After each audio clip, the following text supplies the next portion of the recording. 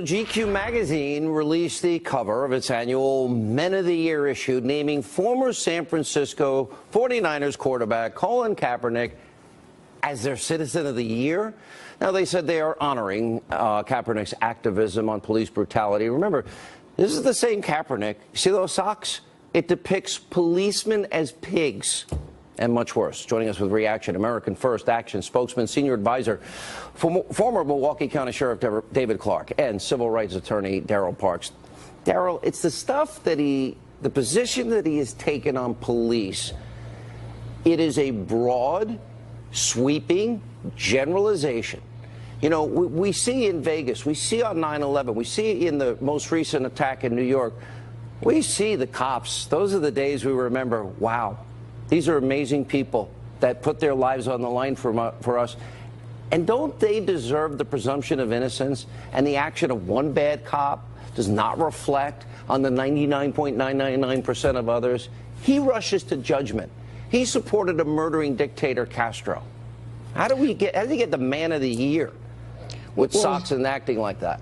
Sean, let me say, you got to also remember that there are still hundreds of young black males who've lost their lives at the hands of the police as well, too. So, yes, there are situations where we have to take a look at this. There are instances of a few, but there are also instances of many cops that risk their life. Look at the cops in the case of Steve Scalise going up against a rifle, open field with a pistol.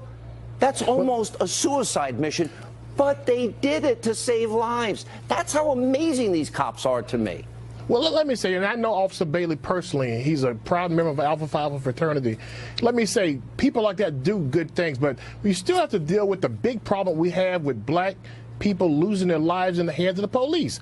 We have not dealt with that issue as a country. So he brought great attention to a great number of people who are losing their lives with encounters with law enforcement. That issue has not been dealt with as a country. We must deal with it.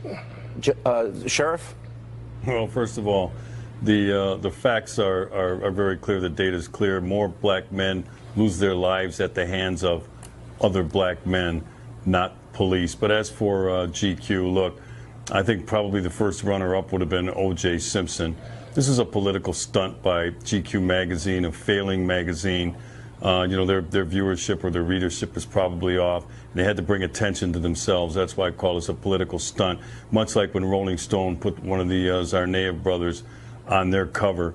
The left and GQ in this instance has really cheapened what it means in the United States of America to hold iconic status. When I think of people like Medgar Evers, lost his life fighting for civil rights, Dr. Martin Luther King Jr., Rosa Parks, who did it silently, Muhammad Ali, who was stripped of his boxing title to stand up for what he believed in.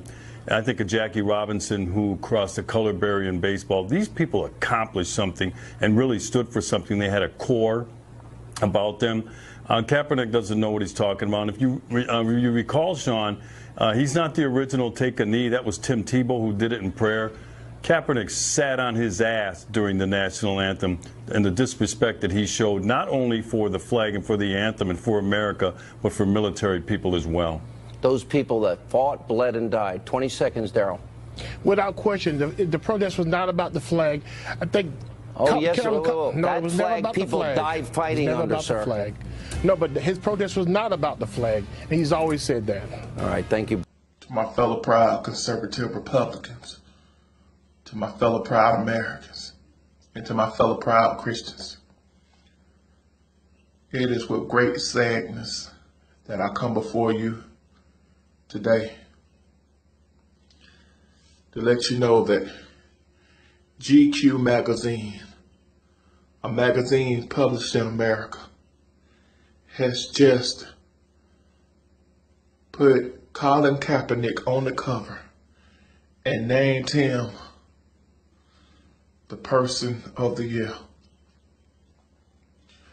I never thought in my lifetime I would see an American publication honoring an individual who kneeled during the national anthem, who divided this country. This is a sad day for me. What is our world coming to? It's time for us to take a stand. If we don't stand for something, we'll fall for anything. People can kneel during the national anthem. That's their right. But you get honored for kneeling during the national anthem? Really? They should have put Tim Tebow on the cover. That man kneeled to glorify God and bring all races together in unity to glorify God. But in this country here, you can talk about God. You can talk about his son, our Messiah. You can talk about the President of the United States. And people will celebrate you. You can kneel during the national anthem and get celebrated. But if you say something about homosexuals, about transgenders, about these violent liberals, you can get in trouble. Sad day. We need to pray like never before. May God bless you. May God bless America. Do blue lives really matter to GQ? Well, not as much as remaining relevant does. You guys catch this? Colin Kaepernick was just named Citizen of the Year by the magazine that we all thought went out of business. I gotta give him credit though, definitely the PR play of the year. That's right, America, the football player who can't even get a job because A, he sucks at football, B, he disrespects all veterans and police, and C, he hates America, was just named the Citizen of the Year. The story is called Colin Kaepernick Will Not Be Silenced. That's fair because all this race-baiting anti-American bum has been doing for the last year has been complaining that nobody will hire him. Has he been out raising money for the gang violence victims in Chicago? Nope.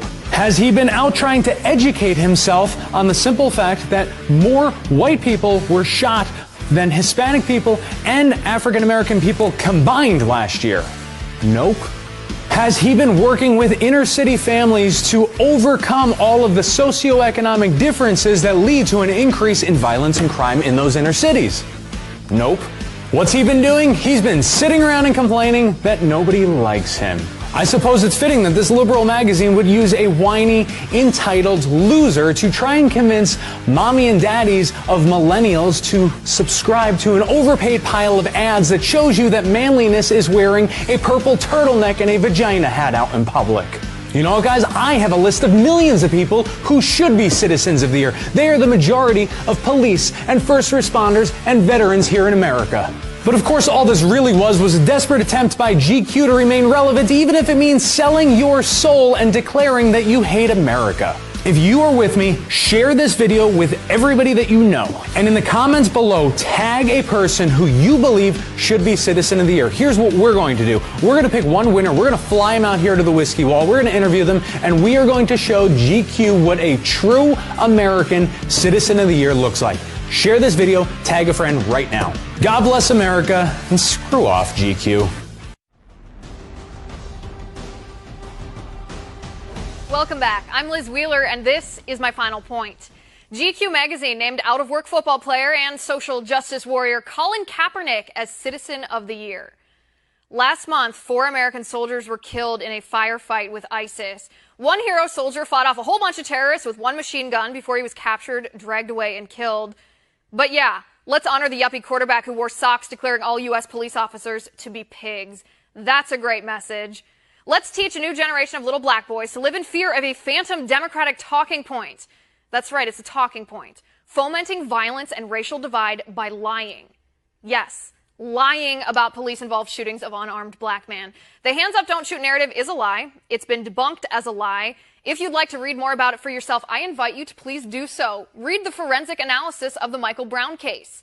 Read the judge's ruling on Darren Wilson. Educate yourself on what the video evidence actually tells us.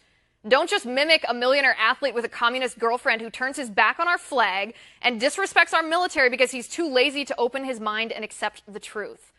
What message is GQ magazine sending with this honor? Do you want your kids to emulate the football player who praises the communist government in Cuba? Great healthcare, he says, great education. Well, then why do so many Cubans risk shark-infested waters to escape the Cuban regime? Seems like a pretty dumb thing to do to escape paradise. And while we're at it, how many Cubans are allowed to protest their government and live to see another day, let alone get their face plastered on the front of GQ magazine? Oh, that's right. That only happens in America because America is second to none in the world, and any person can say any stupid thing he wants without fear of the government punishing him.